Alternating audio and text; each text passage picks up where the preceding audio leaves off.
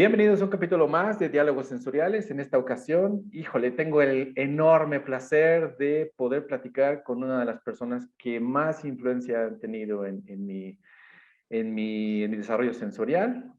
Le quisiera dar la gran bienvenida a Gail Civille. Ella es presidenta de Sensory Spectrum, ha sido pionera en enfoques avanzados de evaluación sensorial para la industria, academia y gobierno. Cuenta con más de 50 años aplicando iniciativas comerciales estratégicas a proyectos de investigación, desarrollo, marketing. Ha impactado la ciencia sensorial definitivamente a nivel mundial. Ha trabajado con miles de alimentos y productos de cuidado personal, tanto con técnicas descriptivas y de consumidor, creadora de cursos y talleres de metodología sensorial, de líderes de panel, calidad, muchos otros. Por supuesto, tiene artículos publicados sobre métodos sensoriales, tanto generales como avanzados. Es coautora del libro Sensory Evaluation Techniques, que ahorita va en su 5ª edición. Y bueno, Sensory Evaluation in Quality Control, y además de ser coeditora del Aroma Flavor Lexicon para evaluación sensorial, entre muchas cosas más. Quisiera darle la bienvenida. Gail, thank you so much to be with us. I really appreciate this, that you accepted our invitation to do this talk. Welcome. Thank you very much. Thank you. It's my pleasure.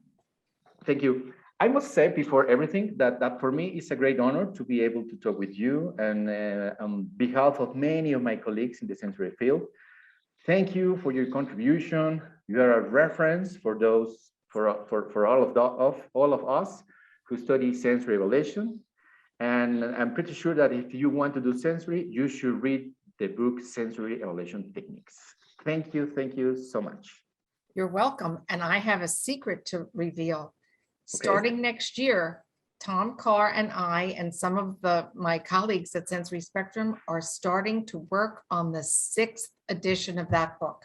Wow. I am so excited. I really don't like to write. I don't like working on the book a lot, but because of people like you who really appreciate it so much, it is used so widely that when the editor came to us and asked us to consider, Tom and I rolled our eyes a little bit and then said, okay, we're going to do it. So that's a sort of secret announcement. It will be coming in probably 1 to 2 years.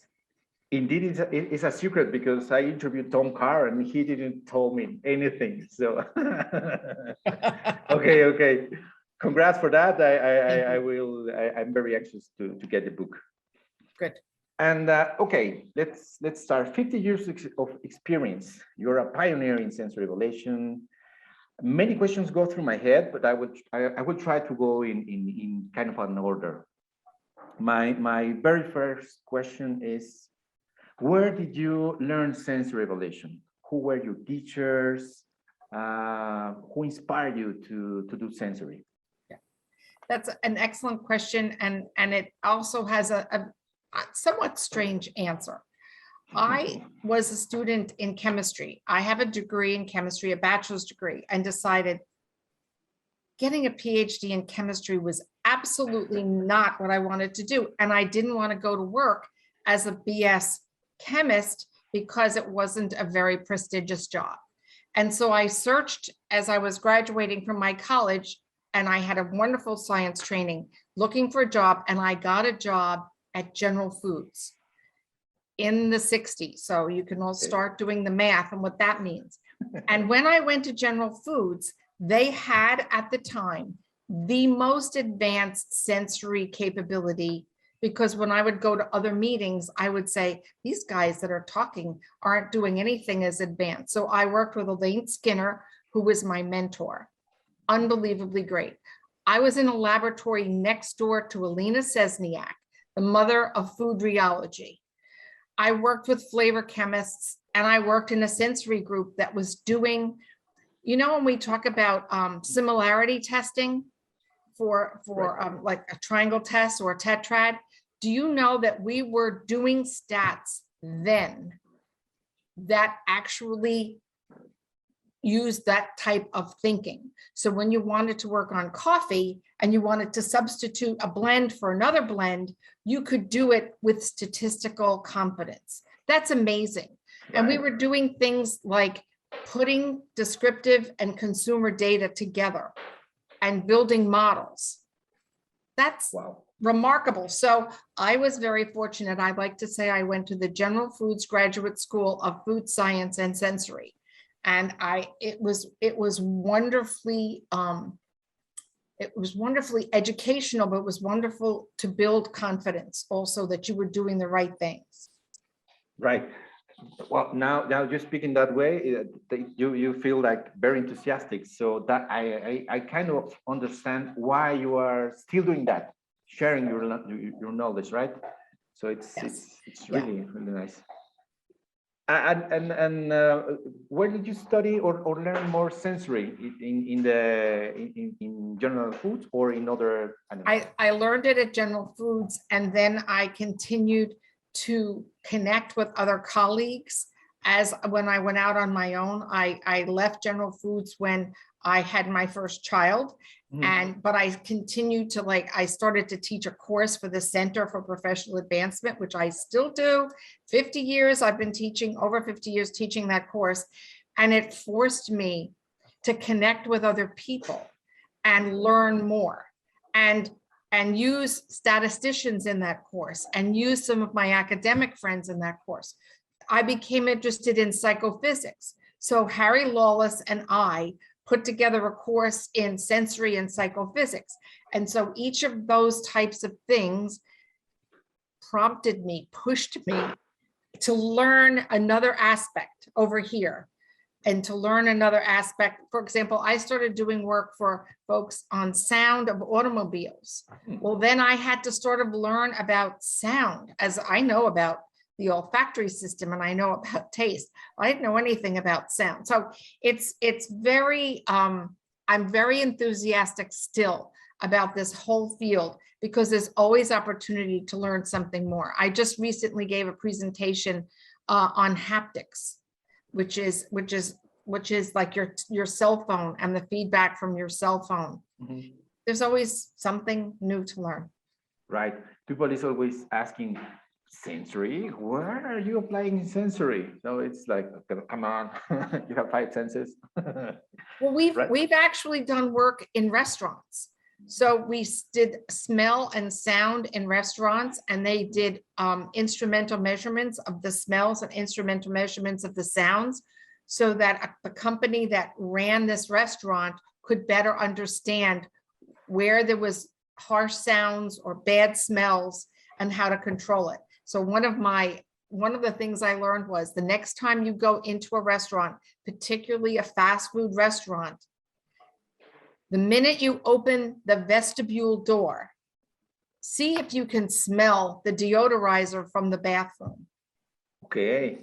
Because if you can, it gives the wrong message. There should be food smell there, not bathroom smell. So those are the types of things that those of us in sensory, we pay attention to. Like I will notice in an airport if I can smell cleaning solution near an eating place as opposed to the food. And I don't think a lot of people pay attention to that. No, we with our students, we ask them, what do you smell when you enter into a McDonald's, for instance? And most of them say that dirty, or a kids aroma from kids, like food or feet, something like that. Yeah. That should not be. I think No. If you also have a cafe that sells coffee, the smell outside should be roasting coffee. and there's all kinds of room for improvement, and so it's kind of fun to just sniff your way around the world. Yeah, my mother always told me, why you smell everything? Don't smell it. I'm not going to give you poison or something like that. Yes. Yes, but I will tell you, I grew up in a household in New York City that was very Southern Mediterranean. Okay, Okay. all my grandparents were Croatian. And so we talked about food all the time. And we smelled things all the time and we tasted things. And we talked about how this particular thing that we eat on Christmas tastes the same that it did last year and 3 years ago. And when my grandmother passed, my sister and I made some of her cookies and we would give it to my father as the taste tester to see how legitimate it was. So it's just, it's built into my DNA. I mean it. Yeah, and sometimes I guess it's difficult, right? When you meet new people and they see you, maybe they stare at you like, why is she doing that? I mean, why are you smelling? Sometimes can be difficult, right? Yes. Well, and it's also difficult if you go to someone's home to eat and the food is not good. Then what I have learned, here's a trick I learned, is that I turn on my descriptive side of my brain. And I'm like, these peas taste like inside voice, canned peas that have some tinny flavor from the can. And then I can at least eat 3 bites and get past it. I turn off my hedonic side of my brain. I have a friend who she was banned to attend to a party because she always smelled everything. Yes. Imagine. I'm with her. I get it. Yeah, yes. Well, Gail, as I mentioned, you are an inspiration for many people. Tell me who or what is something that inspires you? I will have to say that I was very early on inspired by Elaine Skinner, my mentor, inspired by Alina Sesniak, inspired by, I talked about the statistics at the using a triangle test. There was a woman named Mavis Carroll, who was the head of statistics in the 1960s at the Technical Center. Just imagine that. Also, I was inspired by the fact that I was asked to go to meet Rosemary Pangborn in her laboratory and participate in one of her classes. She was also an inspiration. So there have been those people, especially at the beginning. And then as I moved along, I started to meet people like Harry Lawless and Edgar Chambers and Tom Carr, all of whom fed me inspiration and information and helped me to grow. Wow, great. Well, many people who also inspires me, but and well, I didn't meet Rosemary Pangborn, but how would you describe her as a person? How was she as teacher, for instance? She was very straightforward. Rosemary had her opinions and she had her theories and she was very straightforward, and that's how she taught. I remember she gave a presentation, and I believe it was 1978 and 1979. We were on the same group together, and her presentation was, it's very hard to drain the swamp when there are alligators. That is something along those lines. And what she was talking about are the obstacles to doing really good sensory. So she was a very strong proponent of doing the right thing in the right way. And she inspired her students that way as well. Wow. Should be tough, maybe. I would say somewhat tough, but I would not say she was in any way harsh. I never interpreted her. She was a very warm woman, but she had her standards. Right. Yes. Do the correct things. Yes. Great. Okay. You were working at a private company but at what moment did you think or decide I'm going to start a company to teach sensory and well, now 35 years later, here we are. Well, here you are. Yeah, I started out, once I had my first child, my daughter, I decided to leave General Foods because the commute was over an hour. And I said, I don't want to make this combination. So I left there and I started, before she was 1 year old, I got the offer to teach the course at the Center for Professional Advancement, which I did, and I still do. And every time I taught one of those courses, I got someone who said, could you come into my company and do this? And I said, sure.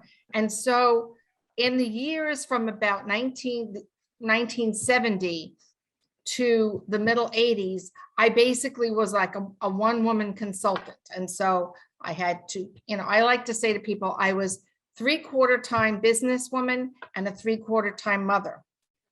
And people go, no, do the math, that doesn't add up.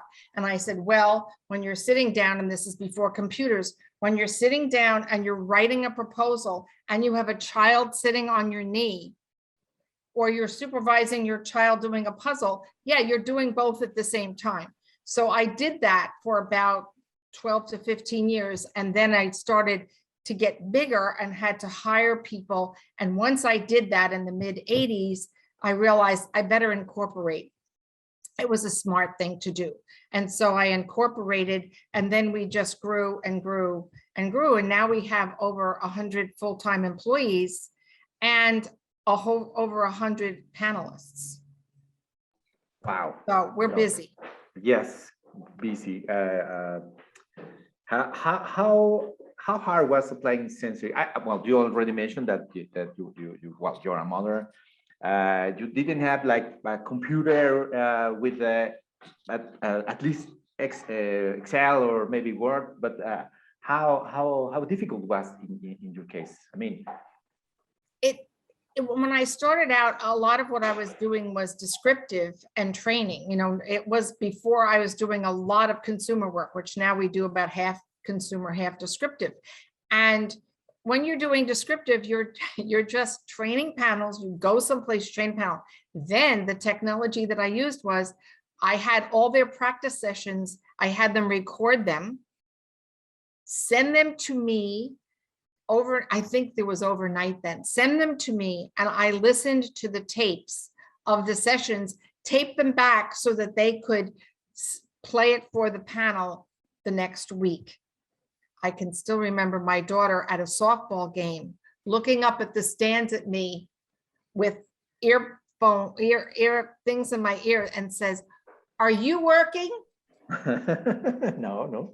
No, she's now 52, and then she was probably 9. But I was working and being a mother at the same time. I was listening to the tapes, listening for questions, listening for mistakes, that type of thing. So that was the bulk of the technology. We didn't get our first computer probably until the mid 80s. We had an IBM AX or something like that, X3. I don't remember, but it was good. That's when the technology started. Right. So you got all those processes in your company as well. So yeah. Amazing.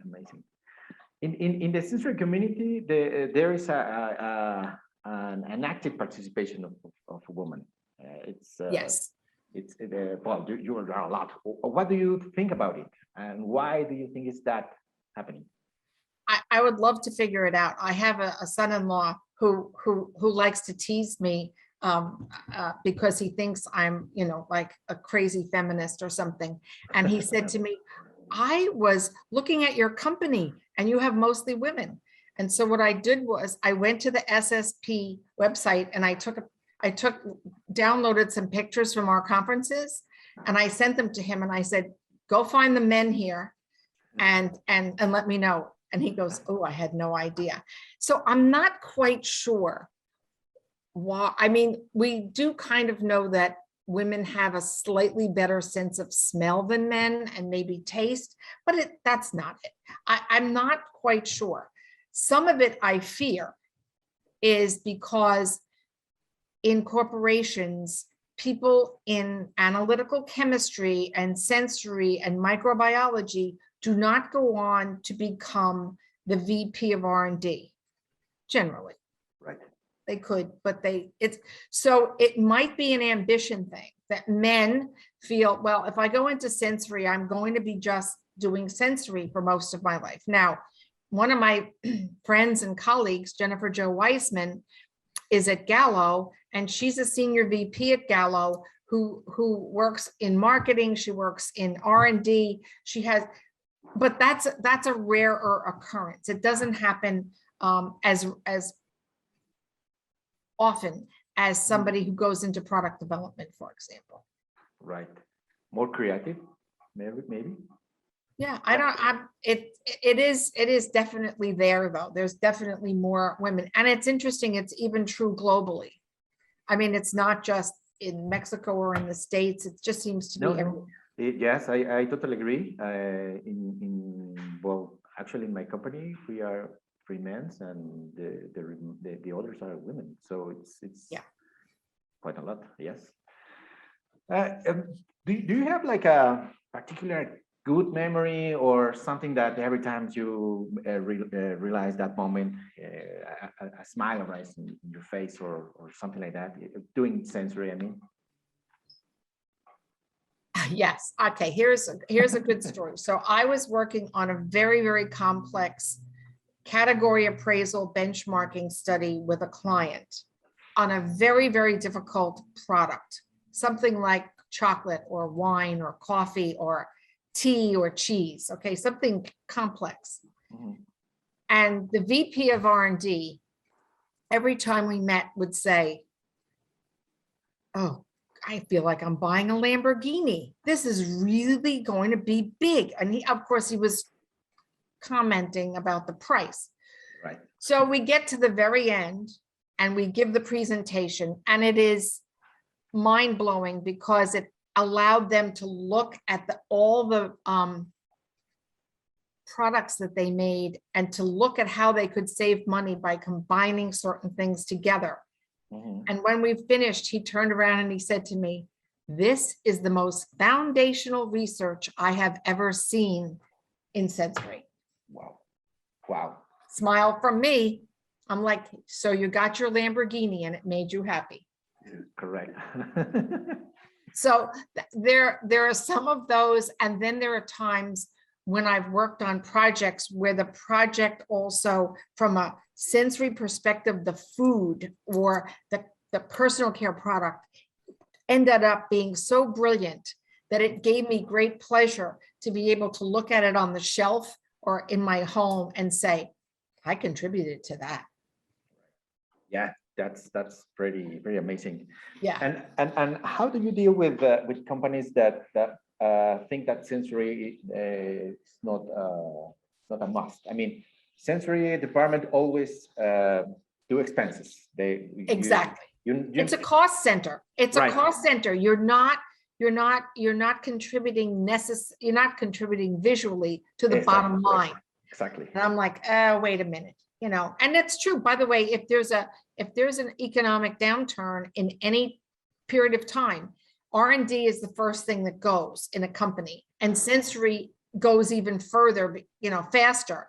But then the only way to dispel that fallacy is to show the value. Like that example with the guy with the Lamborghini.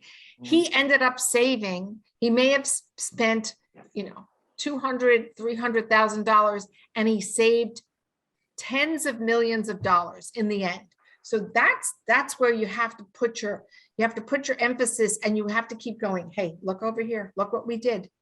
And right. When you have a success, even, for example, I love to taste at the bench with a product developer. Mm-hmm. We call it Blink because it's mentioned in Malcolm Gladwell's book, Blink. You sit there and you can take a 6-week product development problem and reduce it to 3 days by tasting with the product developer or smelling with the product developer and saying, "No, fix this, go back here, try that." When you have great sensory skills, in addition to everything that's in the book, which is the methods, when you actually are able to do that, you can actually short circuit the product development process and save money. That's really showing off, but it works. It's very good for the field. Right. Yes. It's not only the result, the graph, or the report. I mean, yes. You need to say that, hey, that new supplier or that new package, whatever, it's part of the sensory business. Yes, right? It's good or it's not so good, and you need. in my conversations with Edgar Chambers, we talk about when you get the results, you talk about what, then you must talk about so what. Why did this happen? And then you must go on to what next. Right. And so it's not just like taking a pile of data and throwing it at a client or somebody that you're working for in your company. It's not just give them the data, it's interpret the data and help them understand what happens next. Right, totally agree. Yes.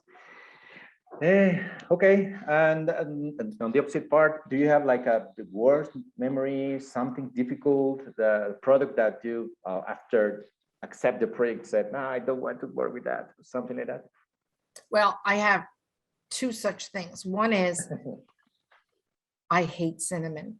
And I hate cinnamon because when I was in the 4th grade, I ate an entire box of cinnamon candy, and then I must have had the flu. So I got sick to my stomach right in front of my school. I can still remember holding on to the wrought iron fence and being sick.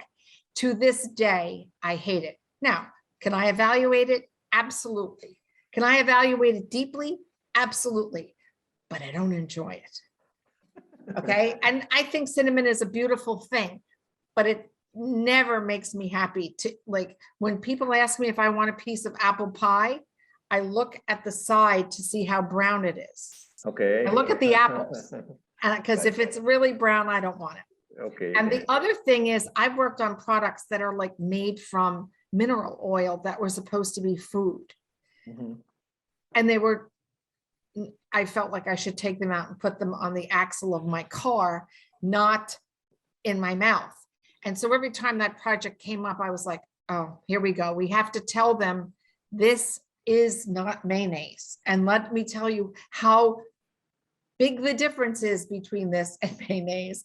But it was just so not food-like that it wouldn't ever like mix with your saliva or dissolve or melt or anything. So you were just sort of eating mineral oil. It was not fun. Not fun, right?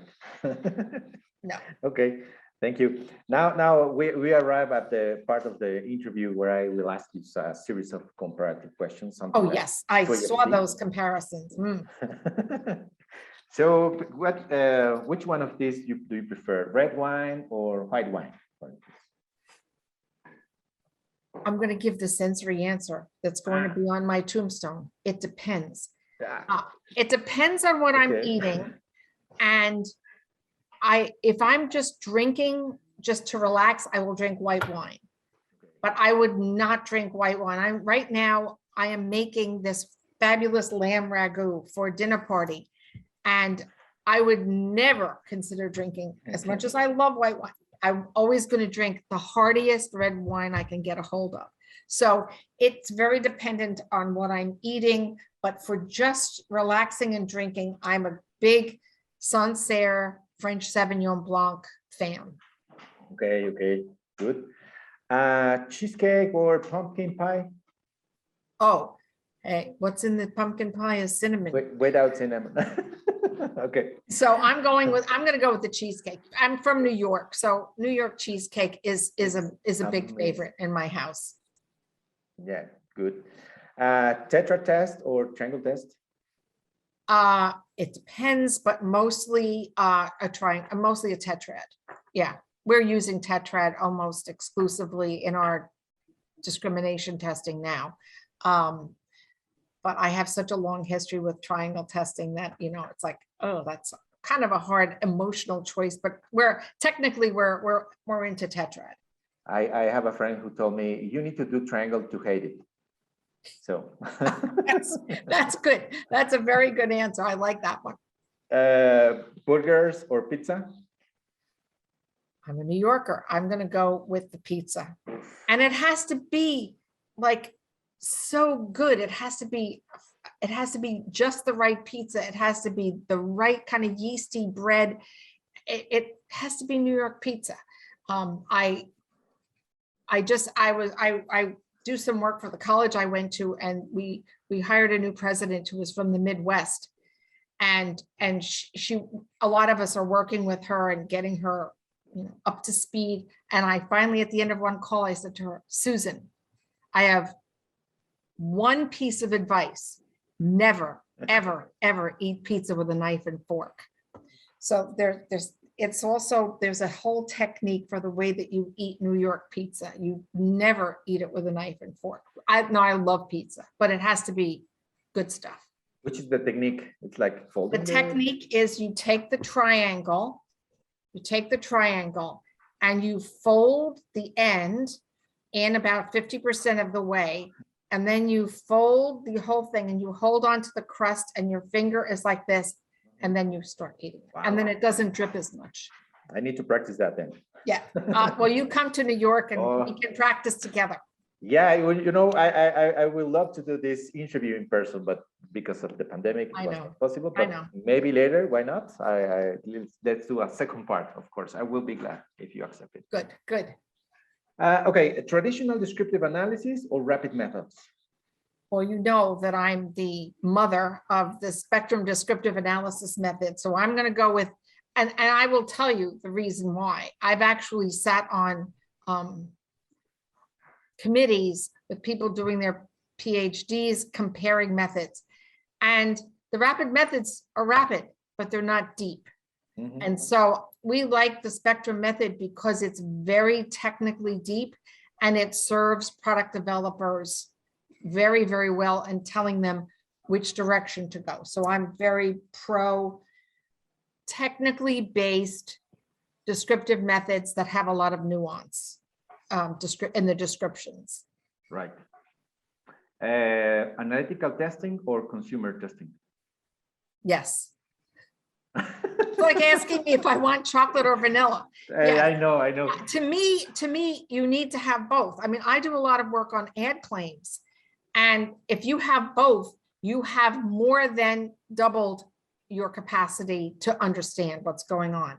So we like to start with the analytical and then go to the consumer when we have fewer products, fewer samples, and we can save money that way. But in some cases you can do, for example, if you're doing a match, you never have to go to the consumer if you have really good descriptive. Mm. But if you're trying to understand consumer responses to new products, new attributes, you need to go to them. Right. So yes, the answer is both. Okay, thank you for your answers.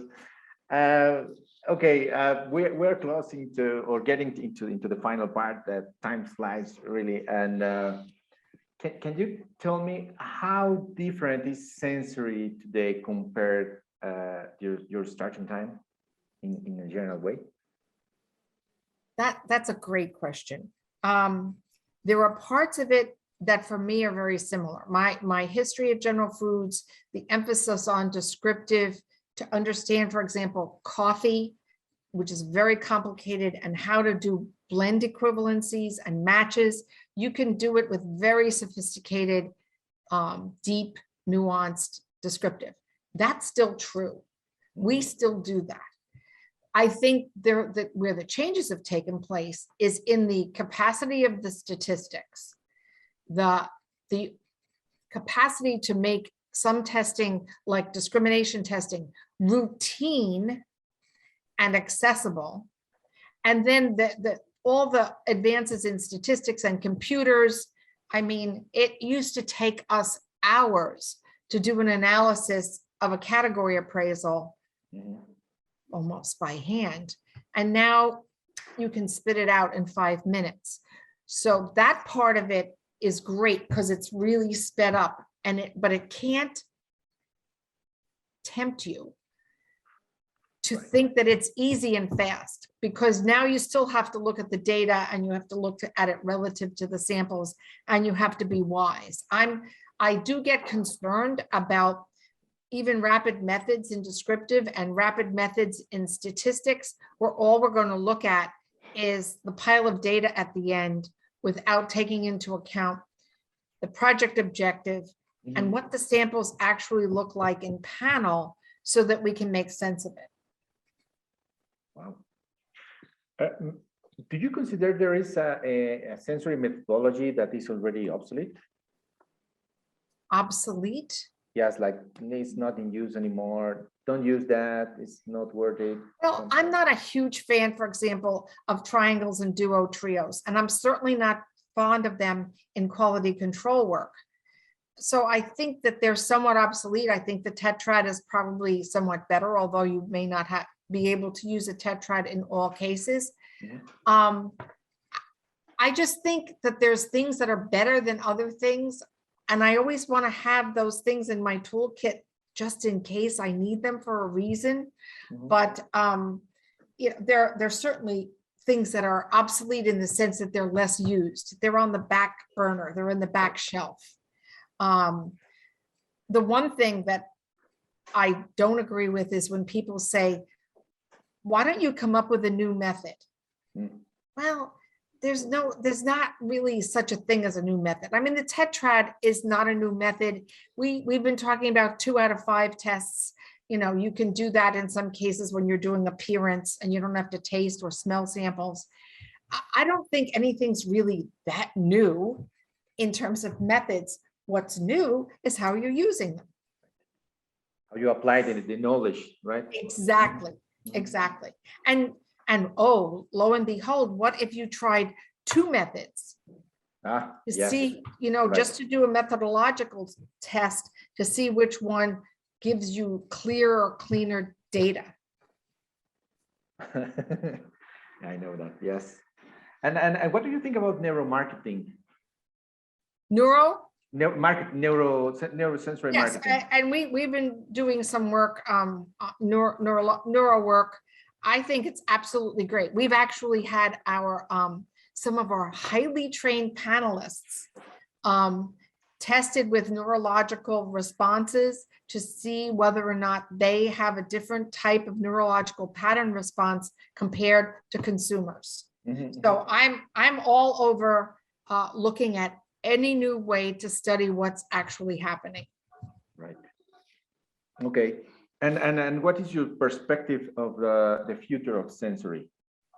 I mean, 2 years ago, we didn't imagine working remotely, but no, well, that is difficult. I mean, we've actually done drive-in consumer tests where we've actually had people drive into our parking lot and we serve them a tray and they test in their car and they fill out we're using a notepad and they fill out the notepad and give us back the samples because we're socially distancing and we can't bring large numbers of people.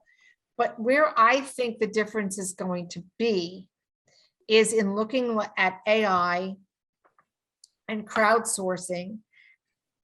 I've had people say to me, I can get a crowd of 50 people to describe beers just as well as a panel.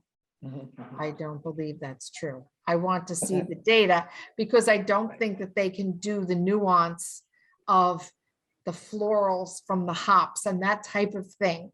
But that's the experiment I want to see. I want to see how much we can turn over to AI or virtual reality. So having somebody taste a product and having a whole headset on is cumbersome to me. But what if Google Glass was correct and we could do something where it's not so cumbersome and we could see what's right in front of us and see this virtual reality? Wouldn't that be interesting? So I'm interested in that. And finally, the expansion of sensory into, for example, perceptions on an airplane. What happens to people's perception on an airplane?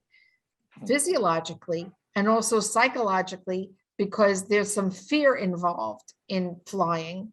And so I'm interested in taking sensory literally into space or taking it into a diving bell in the ocean and finding out what's happening in that situation. And also what's the perception of the environment around me. Yeah, because you're in a small place. Well, if you are in economics, right? There's a small place. The people is passing and give you a tray, and after sometimes they bring you the water or whatever drink you wanted. So it's very interesting. I remember that the food on the airplanes at that height it was like flavorless, or not flavorless. Well, it is. You cannot perceive the smell Yes. of the particles because of the Oh. altitude. I had almost an opposite. I got on a plane to do an overnight flight, and there was a flight attendant, a male flight attendant, who smelled so good. He had on like half a bottle of aftershave. And then I fell asleep, and I happened to be on the aisle. Every time he walked past my chair, I woke up. I woke up, then I would go back to sleep. And I wanted to tell him, could you just stay in first class? Don't come back here again. But it was a pleasant smell, but it actually interrupted my sleep. It was like somebody was like making a noise or pushing on my shoulder. It's interesting. Yeah, that one, it was enhanced rather than suppressed. Right. You spoke about mentioned these skills or something. What will be the minimum methodologies or sensory tools that a sensory scientist requires? In the beginning, I mean. I think more than anything, they need to understand what the possibilities are. They need to go and learn and take a course or read the books or something to know that you have analytical testing, descriptive and discrimination, and you have affective testing, which is consumer preference, focus groups, that type of thing, and quantitative measures.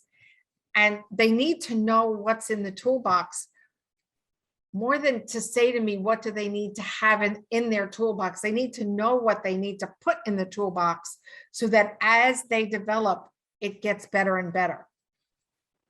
So any particular skill like curiosity, or I don't know, being like a good at maths, something like that?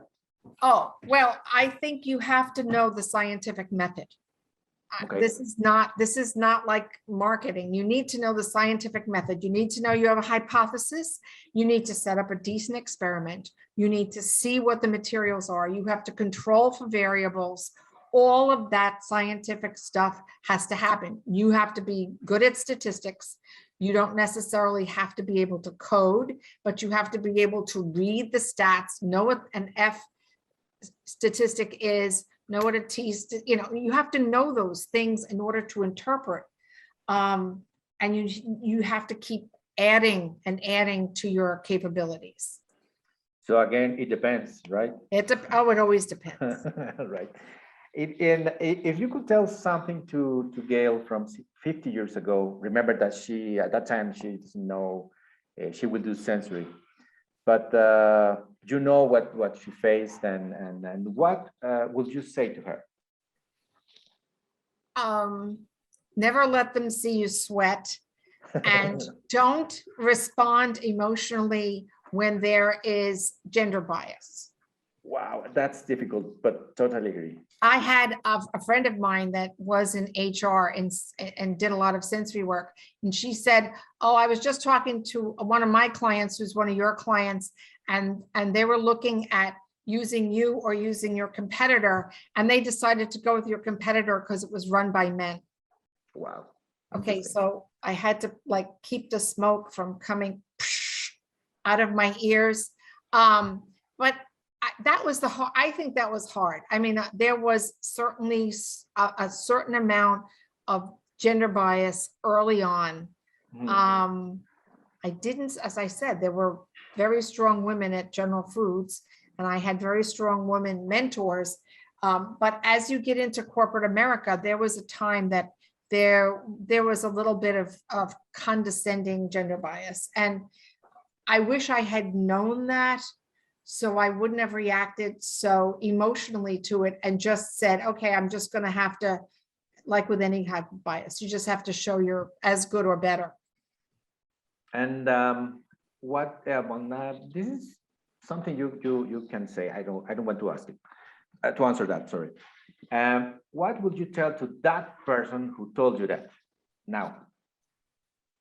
Oh, I would say, I guess I have to go in and show them that we're just as good, if not better.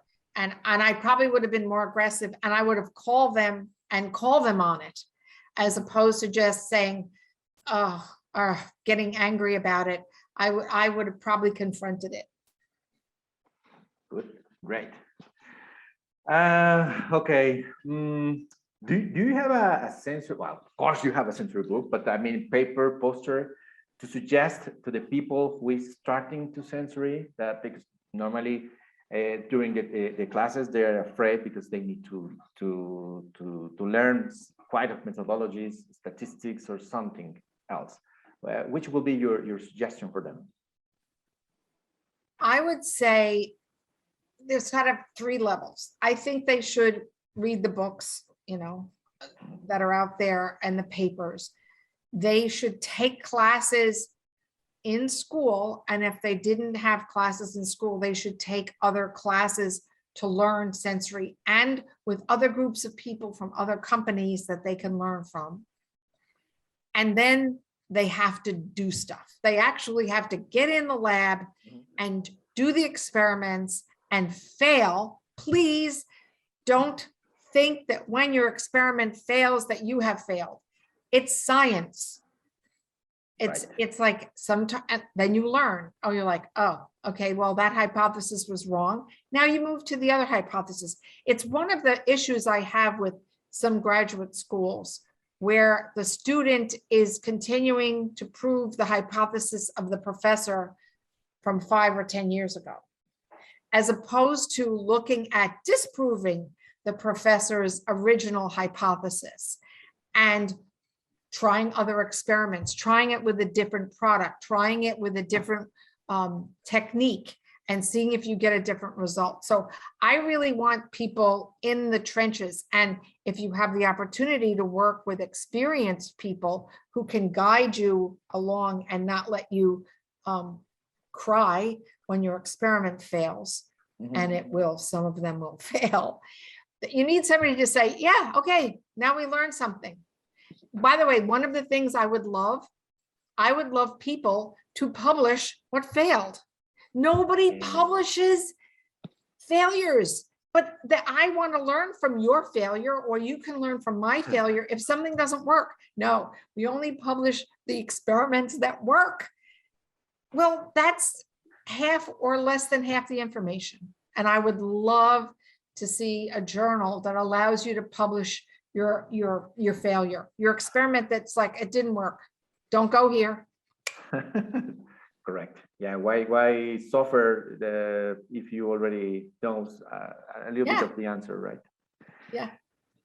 How would you like to be remembered in as a Gail Vance Civille from another 100 years? I mean, people speak about you. Like I said, I don't thoroughly enjoy working on the book, but I would like to be remembered as somebody that contributed to sensory science by inventing a method like the spectrum method and applying it in a very sane way, and then having something like the book that eventually will evolve into something, but it becomes, I mean, I still look at Rosemary Pangborn's book. I mean, I have it and I look at it. And so, and remembered as somebody that knew about the science and applied the science in a way that really helped companies and product developers make good decisions. That's the whole purpose in my life, is to help product developers and quality people make, and marketers, make the right decision with the right product. Right. Good. I think we can continue talking and learning more about you for many days. Yes. Weeks. But we have to cut it. I mean, you have your own stuff to do, and I will say thank you very much for your time and you decide to share your story and experiences. I am sure that many people have been and will be continued to be inspired by your experiences. Anything else you want to add? No, I just want to thank you so much for the invitation and thank you for the very wise questions. Those were very, very good questions and they make, you can see they make me more enthusiastic all over again. So thank you for those. And I want to tell the sensory scientists out there, you know, go get them. Go get them. We have a lot to say and a lot to do. And I think we have a lot of value. Yes, don't be afraid. Nope. Reach that professor or that contributor that you see during a conference or something else. Right? Yes. Try to get in contact with them. Sure. And do you have a web page or contact that you would like to share to the people who? Yes, sensoryspectrum.com, www.sensoryspectrum.com.